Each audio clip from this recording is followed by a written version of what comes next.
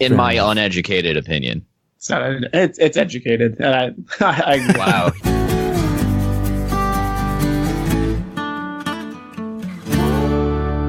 Boost, Booze, and Barbecue.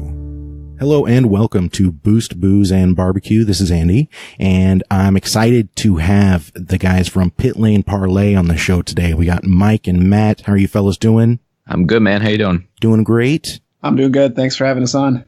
Absolutely, fellas. I really appreciate you doing it. Pitlaneparley.com is where you can go to check out what they've got going on. And your show, it's a weekly show, and you are everywhere. I mean, Spotify, iTunes, Google Play, iHeartRadio, Stitcher. You're everywhere, right? I don't think there's anywhere you can't find us, and hopefully pretty soon Pandora. That was the latest one I sent in the application to, and I hear that one's tougher than the other one, so we'll see. But every time I see a new podcast app, I spend a couple hours making sure we get ourselves on there. So it's like a second, part of the podcast is making sure you can find it. Yeah, what I love about our show too is that Mike often breaks news to us on the show that we don't know about, myself and our other co-host Jess Baker. Like the Pandora. Yeah, like the Pandora things. That's that's the first time I've heard about it. Cool. So it's really cool, and Mike does a great job with that. I honestly just finished the Pandora application about an hour and a half ago. That's not normal for us to get news broken to us on the show from Mike. That's pretty funny. Well, you guys have really good chemistry on the show, though. It's very impressive. What's funny is Jess and I didn't meet for the first 6 months of the show, and neither of us have ever met Matt. Yes, I've been following them for a couple of years now on social media. Jess since I started in 2011, and Mike last 3 or 4 years. But yeah, it's kind of just been a great fit for all of us, and Mike and Jess really started something cool, and I'm really appreciative for them to bring me on there in last June. So you guys were all just IndyCar fans, and by some strange coincidence of the universe, you've joined forces here, like you're members of the Captain Planet team. I think you could say that. It was all start. I think Mike approached Jess about the idea, and then he kind of told me about it, but I was just a guest host for a couple episodes, and then they just brought me on full time. And but it really started with both Mike and Jess, and it's been their little brainchild. Oh, it was really funny asking Jess on Twitter, "Do you want to do a podcast with me?" And not hearing anything for a couple hours, and then it was really nice. Jess moved in March or April, so Matt was like, "Yeah, I'll help out." And then one week, Jess, her phone stopped working, and I told her I thought she was dead. So I texted Matt. I mean, it was 7:45, 8 o'clock. I'm like, do you want to record in 15 minutes? Because I don't know where Jess is. I think she's dead. Thankfully, she's not. But so Matt was really cool about hopping on last minute when Jess had something come up, and just kind of went from there. Very cool. Way to go, Matt. Just bellying up to the table, buddy. I guess, yeah. It worked out. I'm not exactly flying solo here, but, making the schedules work is a little bit difficult. My co-host, Coy, who everybody loves, I mean, the shows that he's on are some of our most listened to. He's a lot of fun and does great, but, working a ton, has lots of extracurricular activities, 2 kids, new house. I mean, stuff like that. It piles up. I don't know. The kid thing, who knows? Don't ask me. I don't know. Yeah, we'll save that rabbit hole for another week. So, guys, it is the off season for IndyCar right now, but that does not mean that you get to relax at all. You've still been cranking out the weekly episodes. As a matter of fact, Mike, you went to PRI, which is the Performance Race Industry show here. What's that been, about a month ago? Yeah. It was early December. How was that? Did you see anything that really caught your eye? It was exhausting. It was also very overwhelming. There's 7,000 vendors and 25,000 people, and you're looking for, so in our space, looking for, IndyCar specific, whether it be, the Honda area or the PFC brakes or, extract transmissions or, whoever that, deals with IndyCar in a stack of 7,000 different vendors. Because I wasn't really going to talk to the drag racing type people. It wasn't really going to be a good use of my time, but So it was a lot of walking, but it was a lot of fun. There was a lot of cool, F4 series announcements and F3 announcements. And I did watch, God, what was it? Some, machinery that's used to make, drag cars and sprint cars, just like the metal and the lasers that they use to put a straight piece of metal into a car part, which I don't understand how they work or how people are smart enough to think of those things. But some of that stuff was really, really cool. It's hard not to see stuff like that when you're walking around a big show. But I get what you mean with the overwhelmed. I've never been to SEMA before, but it's going to be that way for me. I just know that it is. I'm going to walk in and I'm going to get this weird, like, tunnel vision, yet everything is blurred and there's just going to be so much going on. It's hard to filter that out. Have you guys ever been? No, that's another one. That one's tough because I believe it's right after the season ends for IndyCar. And after, I spent most of the year on the road last year, I think my wife wanted me home for a couple months. So I sat that one out. Maybe next year. We'll see. We'll have to, or I guess maybe later this year. Find a way to, convince her that she needs to come along and have fun too. There's lots of shows.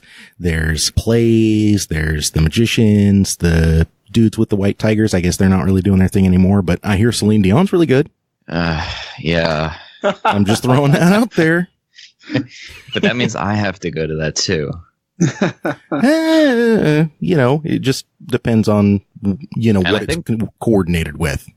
I go to Vegas once a year for my day job, and once a year is enough for me because you don't sleep. Obviously, there's a significant consumption of alcohol involved for 4 days. So once a year might be enough for me. But if somebody can convince me to go to see him later this year, whenever it happens to be, you might see me there for a day or two. Well, Matt, that's your cue, buddy. I heard booze and I heard Celine Dion, and I'm pretty sure Celine Dion is probably Mike's favorite musician. Am I wrong there, Mike? Or just don't tell anybody else. All right. Well, it's a good thing this podcast isn't going to be published or anything like that. So yeah, of course. It's just going right on the shelf, guys. Don't worry about it. I'm going to turn that into my favorite ringtone is Mike saying he likes Celine Dion. Listen, man, Celine Dion, though, for real, she has no dial lower than 11. Like, let's give the devil its due, okay? Yeah, you're really convincing me to definitely check it out when I'm there. There we go. We've accomplished something there. That's right. All right, guys. Well, hey, what is the story for IndyCar this year?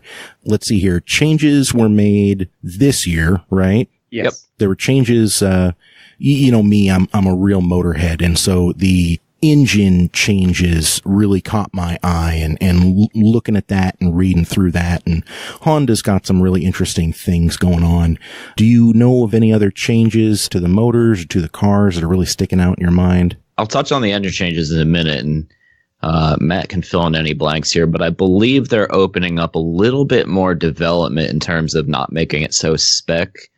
There was last year, there was a couple things in terms of the damper program and a few other things. And I think this year they were supposed to slowly add a few more things into what that is. And maybe if Matt can't figure it out, I will Google it while we and keep chatting.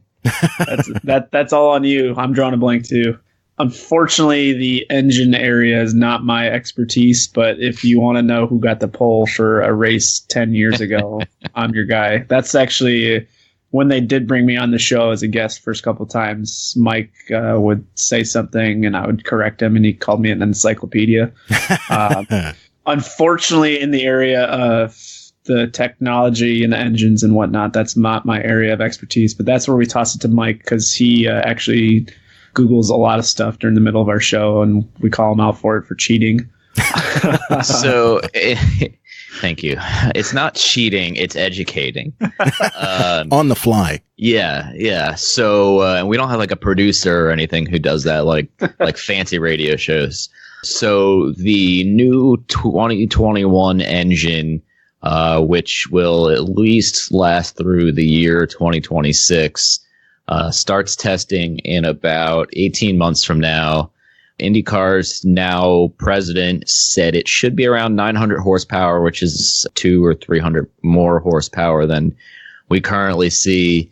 In terms of technology, that's a very good question. I see here just, thank you to David Malcher and motorsport.com.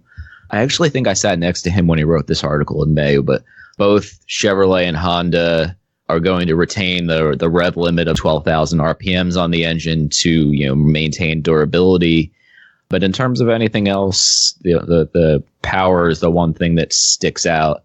And I will keep looking as we keep talking here if anything else comes up.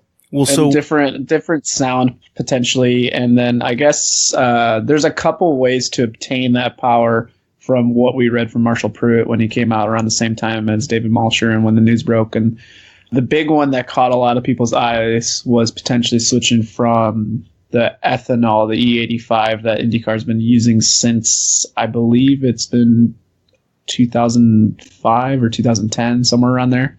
And then switching back to methanol, which they used for quite some time. They said would increase the horsepower about a third of what they needed to get to the goal of the 9 to 950. So really looking forward to those tests. That's actually coming up next year, midway next year. So 2020 should be pretty cool. We'll get to see a lot more testing and we'll get to see these new engines in action. I have already Googled Marshall Pruitt's article. Yeah, so the switching back to methanol would get it to around 800 horsepower. Obviously, they could increase it from a 2.2 liter engine to maybe a 2.7 liter engine. I'm just paraphrasing Marshall Pruitt's article here. A newer turbo, increasing the engine revs, although the manufacturers don't seem like they want to do this from what we've read. And I guess the last area would be a redesigned intercooler, which I don't even know how that works. So I'm not going to pretend to talk on that one. But if you go back to May 21st, Marshall Pruitt writes how IndyCar gets to 900 horsepower and pretty much breaks down all the options that you could potentially come up with. I see. Because right now you have, Chevy and Honda engines, because I believe Lotus dropped out, right? Yes. Yeah, thank God. They were 1 year in 2012 and they were terrible. Ooh, okay. Well, not exactly living up to Colin Chapman's name, but, here we go. I keep it real. They were embarrassing. It was awful. I mean, they just couldn't keep up the pace. Simona had to retire. Simona Di Silvestro in the 2012 Indy 500 had to retire after 11 laps, as did John Alesi, because they were 10 miles an hour off the pace, and so they just didn't even bother. What? 10 miles an hour? It was something like that. I think the leaders were running like 219 and they were around like 209 or something. The only reason they got in was because there was only 33. Yeah, there was only 33 cars that year, so there was no bumping. So you showed up with a car and you made it. So yeah, it was abysmal. That is wild, you guys. And that was in 2012, you said?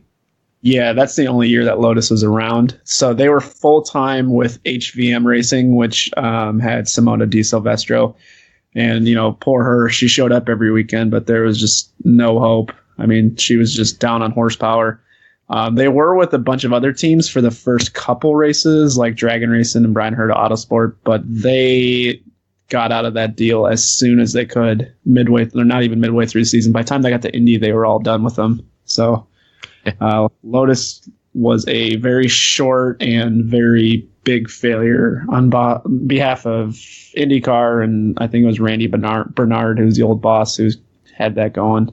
That's a real shame. There's something about Lotus that I kind of fanboy over, and I don't know what exactly it is. I just kind of liked the concept of Lotus from the 60s.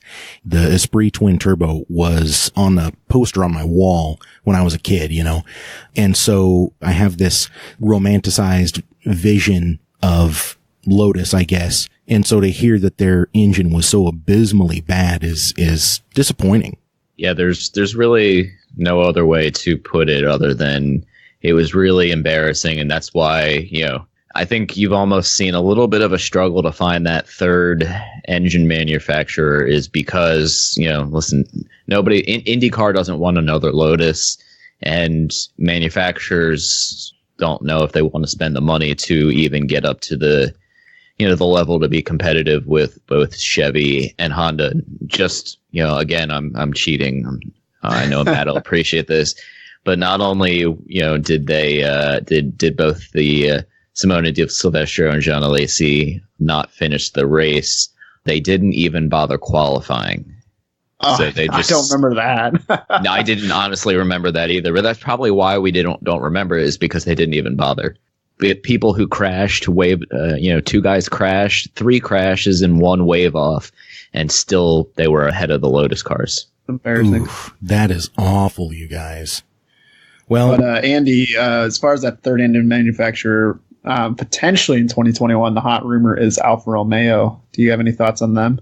Alfa is an interesting one. I'm not real familiar with what Alfa is doing right now. Again, more romanticized view. The thing about Alfa that really sticks in my mind is just that every time they got an Alfa on Top Gear, it would break down. You weren't wondering if it would break down. It just always would. And listen, I mean, I know that it's for TV and whatnot, but I do feel like for good TV, you need to not have a car show up on a flatbed before the race even has started. You know what I'm talking about? Oh, yeah. Right. So that's one of those things where that makes me feel like, maybe Alphas really aren't all that reliable, but who knows? Who knows? I mean, at this point, I'll take all comers. You know what I mean? We have kind of this, the manufacturers work together to a certain extent. You know what I mean? Like Dodge, it has that 3-liter diesel. I believe it's built by Renault, and it's abysmal. It's horrible. You can't keep the fluids inside of it, not even the diesel. But it's awful, and I would like to see something come out of that region of the world that's really good. The fact that a Chevy and a Honda are competing in an open wheel race, that just feels weird, doesn't it? A little bit. I mean, shouldn't there be some kind of an Italian manufacturer running in the mix there as well? Because I'm trying to think of recent memory. It's been Lotus, Toyota, Ford, and Oldsmobile. Oh yeah, Oldsmobile, Infinity. I forgot about the early IRL days. So Oldsmobile, Infinity, and that's been it. I don't know if Porsche did their own engine when they did their IndyCar deal. I think they did. But yeah, so in recent memory, it's been no Italians anywhere. Alfa Romeo did do a program way back when, early 90s. Well, is any of that related to the strict rules? It has to be a V6, it has to be 6 cylinders, it has to be twin turbo and all of that. Does that have anything to do with that? Or is that not are those restrictions? I mean, granted, you have to have the restrictions for the racing series. That's one of the things that makes it a racing series. You can't have people out there, in a pedal-powered tricycle running around the track. So you have to have those rules, but putting those constraints on the manufacturers, do you feel like that's made manufacturers shy away from it more? Well, yeah, and that is one of the things. It's about IndyCar's vision the last couple of years, pitching it to manufacturers and saying, here's what we're going to do for the series next year. And then a manufacturer has to look at it and say, A, is it cost effective? And B, how is this going to translate to our road cars? Because that's kind of, in essence, how racing started way back when. So if they couldn't sell them on that, then who knows? Maybe it shoot away a lot of manufacturers. Maybe Lotus's struggles shoot away a lot of people. Maybe Fiat buying everybody in Italy. As far as the Italian manufacturers go, maybe Fiat buying every engine manufacturer in Italy there is. Maybe the monopolization has had an effect. Who knows, really? So I don't know if Mike has any thoughts on that. That's a very good point. I'm going to go completely out of left field here and go with a dark horse candidate in Hyundai Racing, which just returned to the, and I'm not cheating on this one, I was actually looking at this the other day. They returned to the United States in the racing world with Brian Herta Racing in so the conversation's 2017. I think their first year was this past year in the Pirelli World Challenge Series, or one of those smaller sports car type series. Yeah, and they crushed, by the way. They did really well in Pirelli World. Oh yeah. So I could see somebody like that, or Kia, who I think also has a very brand new racing program to some degree. I'm pretty sure in that in that aspect. I could see that. I know Jess really wants it to be Fiat or Alfa Romeo, whatever car she has. I can never remember. It's a Fiat, God. Thank you. But yeah, I think it's gonna be somebody out of left field, sort of like this potential new title sponsor, kind of surprising us all. Mm-hmm. Mm-hmm.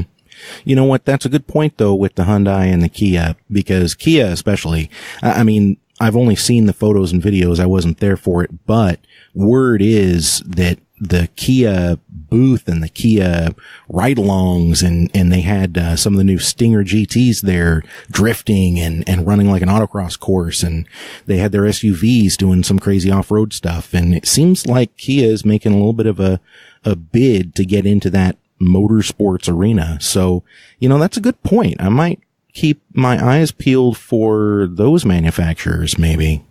Yeah, and the Kia has been racing in the U.S. since 2014 or 2015. So they've been through enough trial that I think they might be a little bit better off than Hyundai, who is just a year or two back here in the U.S. racing wise. But we'll see. I hope by 2021, we have a third engine manufacturer just to break it up a little bit more. I agree. Because motorsports is where you get a lot of your innovation for your cars. Engine technology and certainly safety technology has a lot of origins in motorsports. And so having it a little bit limited with just your two manufacturers, yeah, it's not quite diverse enough to get a whole lot of that specialty innovation, in my opinion. Of course, I could be wrong, but sounds right to me. Sounds right.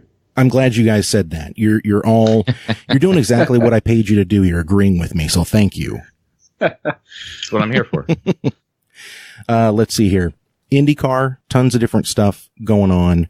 And like you guys said, they're going to be using this motor for a couple of years, and then they're going to be switching to a higher horsepower. So right now, the cars are all looking at like 700 horse. But the idea of getting them up to 900 or even closer to 1,000, what kind of doors do you feel like that might be opening up for the sport in general? I'll let Matt start on this one. As far as a business standpoint, I'm not too sure, because I think the end goal here is to try to make the engine manufacturers happy, because they both seem to be, Honda and Chevy both seem to be very pleased with the direction that IndyCar is taking. But the hope, I think, is to help the on-track product. And what I mean by that is, if we added more horsepower, you'll see guys on the track. It'll make it much easier for guys out there to draft on each other, thus creating more passing. What we're seeing right now is if a guy on a road course or a high-speed oval gets out of the corner, sometimes they just don't have enough get up to the car in front of them to draft and pass them. And one of the reasons is just that lack of brute force in the engine to, if you really get a corner apexed well and nail the exit, with the current engine, unfortunately, your momentum can get killed pretty quickly. So I think one of the goals with the new engines is to just help that on-track product, as we saw with the late 1990s, early 2000s engine formula they used in the kart series. Those guys were, going at Fontana, the oval, they were going about 250 down the straightaways, and then they'd have to majorly lift. So if you got a really good exit, that would definitely enhance the racing. So I think that might be one goal. I don't know if Mike wants to expand on that or have his own thought. Before you do that, yeah, Mike, go ahead. What horsepower were those old cars running in the kart series? Ooh, goodness. I think they were close to 1,000. I think somewhere in the 1,000 range. I know they were pulling maybe 14,000 RPM. Oh. They sounded beautiful too. Oh my goodness. Watching the old races on YouTube, like you just hear the engine sound, and it is just one of the best noises you'll ever hear. Kind of like the old V10 engines in F1. It's just one of the greatest sounding engines ever. I'll actually cheat on this one and see if I can find anything on those engines here, but if Mike wants to go ahead. Yeah, just, Matt's 100% correct there. And I think from a business perspective, if the on-track racing is better, you bring in, I think it makes it more, appetizing for a third engine manufacturer to go, okay, this is really where the best racing is right now, especially in the United States. And from a sponsor perspective, if the racing is better and more people, the TV numbers go up and, the in-track or the at-track numbers go up, now all of a sudden sponsors are going, wow, ever since they changed that engine, all these people are starting to come again. I need to, reach out to somebody and get my name on the side of a car or on the side of a podcast. So there's a bunch of positives to it. And I think it'll definitely help. It might take a couple of years, maybe 2022-ish or 23 before, the sponsor stuff kicks in. It might take a year or two for them to kind of realize that, but it's going to do great things for the on-track product. That makes sense.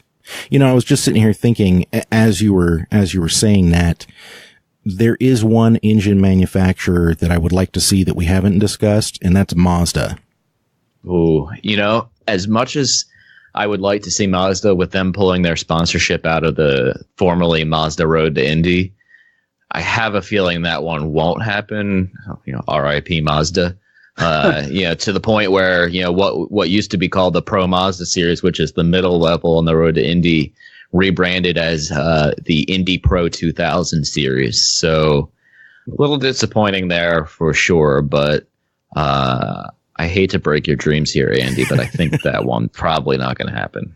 And I own a Mazda too, so for them to kind of pull, and for those who don't know, the Mazda Road to Indy is like the junior series where drivers kind of come to learn in the first rung of the ladder, and then if they're good enough, they go to the second rung, finally to the third rung, and then the fourth rung is the IndyCar series. So the goal is to kind of work their way up.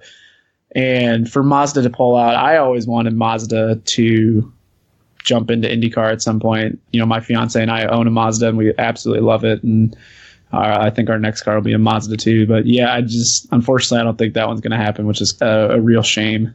That is a shame, because I think that new Skyactiv engine technology has got a lot of potential. Beautiful.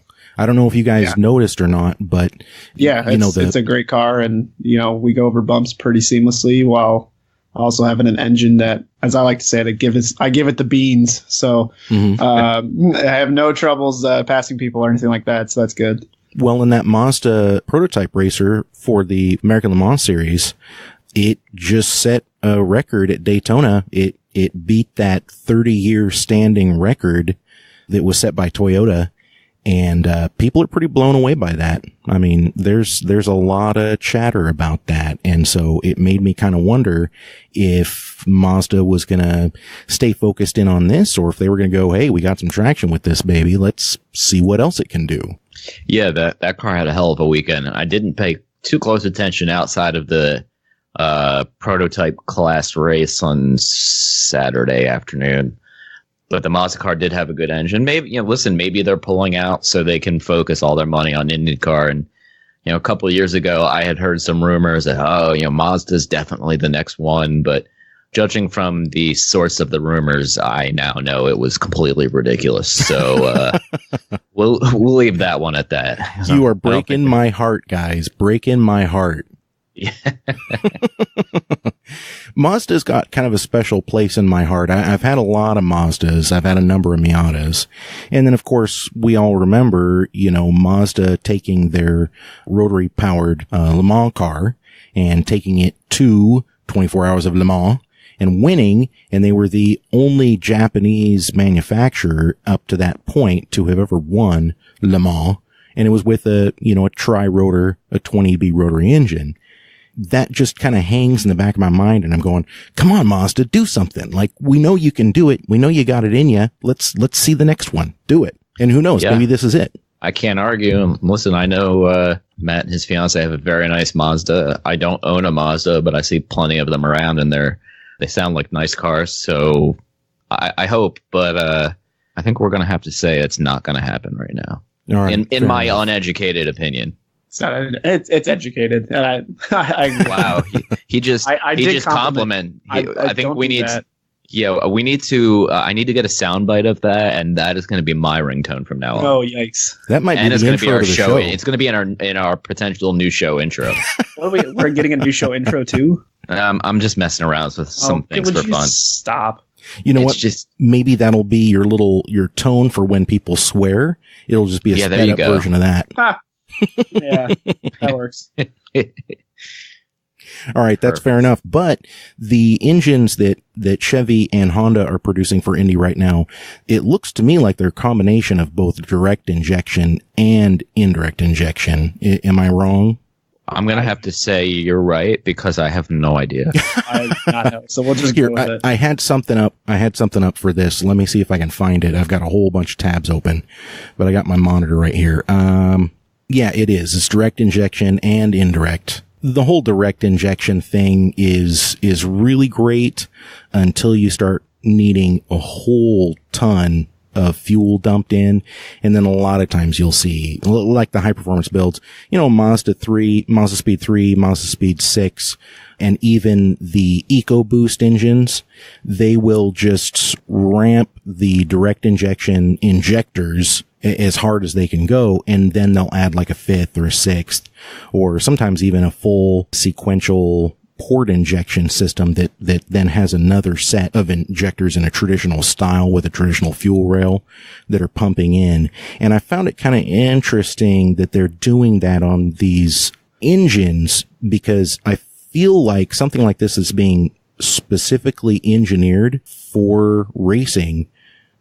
Why would they need to do direct and indirect? You know what I mean? We're going to have to get somebody from Honda or Chevrolet on the show at some point. I run into them enough at the track and just go, okay, why do you do this? Because I see exactly what you're talking about, just, Googling it. But I am not an engine head. I understand that the aerodynamics of it a little bit more than I do the engine side of things. Mm-hmm. I would appreciate it if you did, like, as a personal favor for me. That might actually be your leverage. Just say, hey, Andy from Boost and Barbecue, right? And then the Honda engineer will just be like, yes, of course. Of course I know who that is. And then you can say, okay, well, he's a friend and he's got this question. That'll be a nice segue into, them helping you out. Okay. Perfect. I love it. Okay. I appreciate that, you guys. You're very flexible. We got you. Oh, speaking of flexible, so one more thing that's not exactly IndyCar related, I apologize, but Mike, you and I have talked about this a little bit, the natural fiber composites that are starting to show up in motorsports, in specific, the flax fiber composite in place of the carbon fiber. You guys know what I'm talking about, right? I have Matt might, but Matt might not, but I have done a very minimal amount of research around it.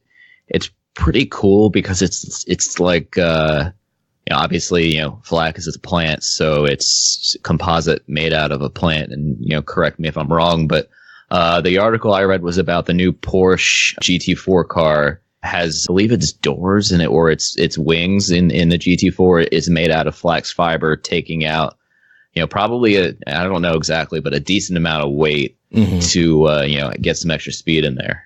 It is. And you're right. It is the doors and it's the wings.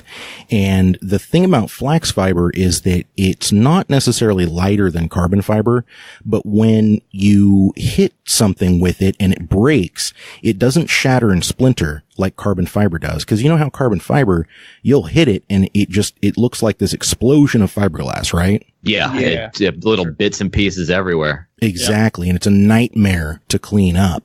And so flax fiber is starting to catch on, well, for two reasons. First of all, it does not splinter and shatter in that way. It all kind of holds together. It'll crack, it'll break, but it's chunks, like big chunks, right? Second cool thing about this flax fiber is if it doesn't have a solid core, it's actually see-through. It's semi-transparent. So, for example, the Tesla racing series that they're doing now, that has a bunch of body panels made out of flax fiber, and the lights are actually embedded underneath of this flax fiber. So it doesn't have headlights. It has housings underneath of the front fascia, and the light just goes through the flax fiber composite. Interesting. Naturally, me being me, I did some Googling while you were talking there. I was completely wrong. The doors on the Porsche GT4 car are actually about 1.25 pounds heavier with the new flax fiber.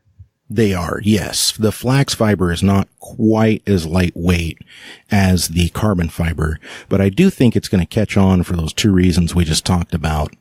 Because being able to have contact made and have that door split rather than just burst into all these tiny little fibers, now you got to get the jet truck out there to blow the track off. I think that could be a huge thing for racing in general. Yeah, I think, if they test it in enough of these, probably, sports car type series, you could see it make its way to, production cars at some point down the line. Do you think something like that would ever have a place in Indy? Because I know, they have, Indy cars have suspension components that are made out of composite materials, right? Correct. Yes. I don't know. They're always looking for like the next big thing. Yeah. I mean, whatever's the safest and whatever, I don't know, as long as it's viably safe. I know with IndyCar, especially nowadays, it's got to be cost effective too. If this new material is going to bankrupt the team that has Charlie Kimball on their team, who likes to wreck a lot of equipment, unfortunately, that team's going to go bankrupt. So it's just got to be cost effective and things like that. But they're always looking for the newest, the safest, the things like that, and they're not above trying out something new, or at least testing it out and seeing what the crash test results would show. So who knows? I'm sure they'll keep their options open. Have you had Kimball on your show? No, and I think we just burned that bridge. That's okay. I talked to him actually at PRI, or the night before PRI started, and I really wanted to bring up about probably around this time last year. He posted a picture of himself, like some sort of photo shoot at Indianapolis Motor Speedway, and Matt retweeted it and wrote, "This could be a meme one day." And Charlie replied with like a smiley face, obviously not getting that Matt might have been making fun of him. And I really wanted to bring that up, but we were at a charity event, so I was like, I'm just not going to bring it up. But while he does have his excursions on track, he is a very nice man. I'll be the nice guy here, but yeah, I'll leave it at that. Absolutely, one of the nicest guys around in the paddock. I mean, out of just people in general at the track, fans included, he is one of the nicest guys you'll run into. However, not the biggest fan of him on the track, and I guess we'll kind of just leave it at that. All right, that's fair. Does he have a background in like pro solo or something? I have no idea. I just find that sometimes those racers in their racing career, when they come up in like an autocross setting, sometimes it takes a while for them to learn, I don't have to make contact every single corner. No, well, he's old enough now. Oh, okay. Yeah, he's got that open wheel background too. I mean, yeah, and he's been in the series since 2011, so he's out there making some rookie mistakes here and there. Interesting. I mean, I guess it takes all kinds, you know what I mean? He's just mixing it up. You could put it that way. He's just making it interesting. I mean, what if the rules, the very top level, the movers and the shakers, what if it was all set up like WWF, man? What if they were telling him, you have to go out there and wreck into people? There's a series already called that. It's called NASCAR. Boom, roasted. You guys are quick. Yeah. I like that. Yeah, we like to be very honest. And I actually heard a couple of weeks ago that we're known throughout the NASCAR media circuit, which, it doesn't really bother me. It's probably because we make fun of NASCAR here and there, but still fun. Yeah, absolutely. Always. Well, how can you not? Let's be realistic. You want to talk about cars that can't run a fiber composite body? It's those guys. They got to make their bodywork out of recycled beer cans. So, actually, that doesn't sound like a bad idea, does it? I think, don't they still use sheet metal? Mm-hmm. Pretty much. So maybe one day. I like that idea, though. I'm going to pitch it to the NASCAR execs. Just like crunch all of the beer cans. Like after a big race event, just collect all of the beer cans. Surely you could skin every car in the field with that kind of aluminum. There you go. That's a solution to crash damage. Hey, going back to who you've talked to on the show, though, you've had a few guests on here recently that have been very entertaining to listen to. Is anybody sticking out in your mind as someone that you just always like to have on the show? I'll let Matt go first. Yeah, because we don't have too many repeat guests of like the driver nature. You know, we have some fan guests on every now and then, and we've had Jim Aiello, who's the beat writer for the Indy Star, and he covers IndyCar and a couple other sports. If I had to narrow down a favorite that I had, honestly, it would have probably have been Mike Hall, who is Scott Dixon's race strategist, and he's been with Chip Ganassi Racing for good enough, like 20, 30 years. Just a genuine guy and had a lot of really good answers and was very direct and honest with what we asked him. I'm trying to think. I think it was back in June because it was right before Texas, I think, that he came on, and Dixon actually won at Texas that year. But we asked him, straight up, what do you think about Laguna Seca coming back to the schedule, which is this track in California? And he said, I'd love it. I think it'd be amazing. I think, fans would show up. He said these California people need to learn how to park and ride instead of driving their nice cars to the track and clogging up the area. But it's just things like that. He was just honest and direct. Also said that they, as in Chip Ganassi Racing, wouldn't be taking drivers who brought funding as a way to buy a ride. They would rather find the sponsorships and then pick the driver they wanted, which is also a direct shot at Charlie Kimball, who we just spoke about, who had the sponsorship money to get a ride at Ganassi for so many years. So I just really appreciated his insight and his honesty with a lot of our questions that we posed to him. Yeah, and before I'll just give one answer, but before I go there was a couple week stretch where, we talked to, Michael, and then Dixon won. We talked to Ed Jones the end of June, and then he had a top 5 or 8 finish the week after that. And we talked to Alex Rossi's engineer, Jeremy Millis, the end of July, and then I believe he won at Mid-Ohio. So for a while, I think, we had Joseph Newgarden on before the year, and he won the first 2 out of the first 4 races. So for a while, it was looking like we were the good luck charm. Bird. We had Bird on, and then 2 days later, he announced the team owner. We had him on, and 2 days later, he announced his Indy 500 deal after saying on our show he didn't know if it was going to happen. Whoa! Yeah, so we definitely are good luck. But my pick for the one I enjoyed the most, and one that you'll most likely be hearing from either when I'm at the track or on again, are both Pato O'Ward and Colton Herta, the younger guys. Colton seemed a little bit quiet at first, but once Jess got him laughing, he really seemed to open up and have a good time. And Pato has that kind of young Helio Castroneves personality, where he just enjoys talking to anybody and everybody. So I think he'll be we'll probably talk to him again at some point in the near future. And I'm just spitballing that. That's not actual news I'm breaking on the show. But I enjoy, I talk to Pato every once in a while offline, and he's, despite being 19 or 20, is a really fun kid to talk to. So I think that'll be my pick, just to be different. Yeah, for sure. You guys had Oliver Askew on too long ago, right? Just like a couple months ago. Yeah, I think it was early December. He was a good kid to talk to. I get the feeling we're coming up on probably a month and ish before the Indy Lights and I almost called it Pro Mazda, Indy Pro 2000 are testing again, and I haven't heard anything outside of since he tested at the Chris Griffiths test in Indianapolis. I don't know, what was that, Matt? The end of September. Yeah.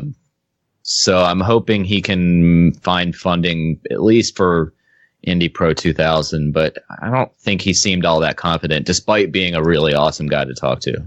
That's fair. It's always interesting to me when you guys do talk to the young up-and-comers, It really caught my eye because you titled that episode The Road to Indy, and I was like, ooh, what do we got going on here?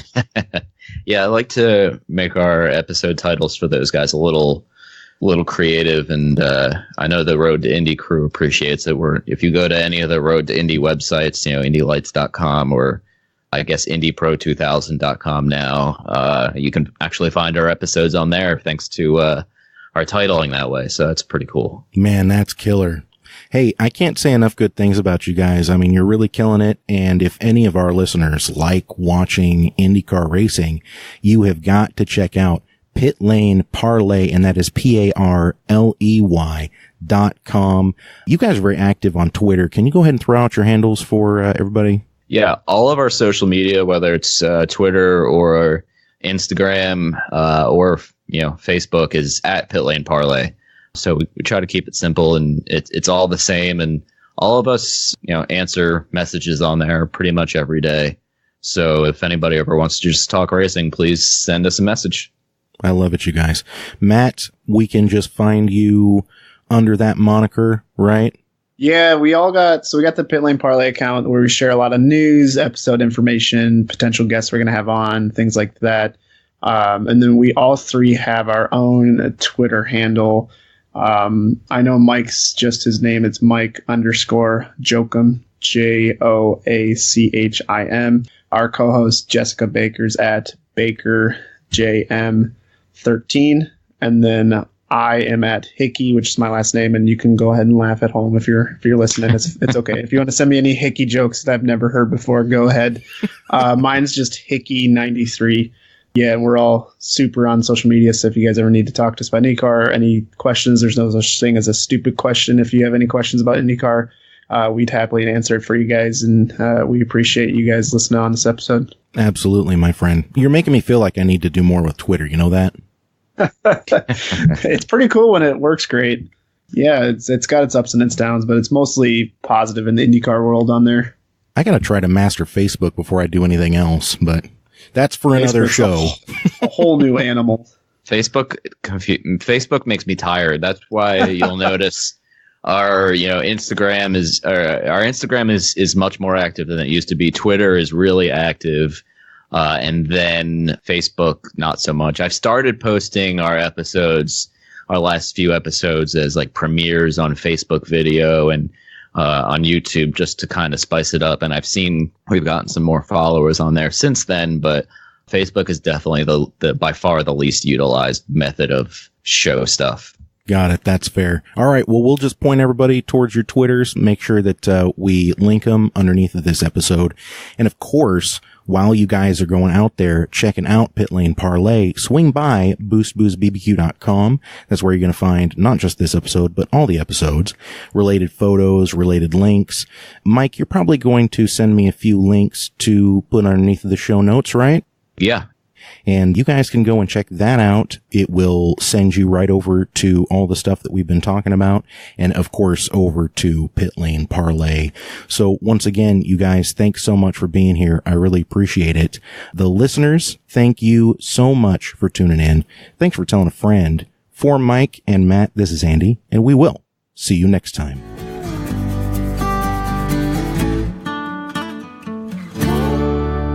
Boost, Booze and Barbecue.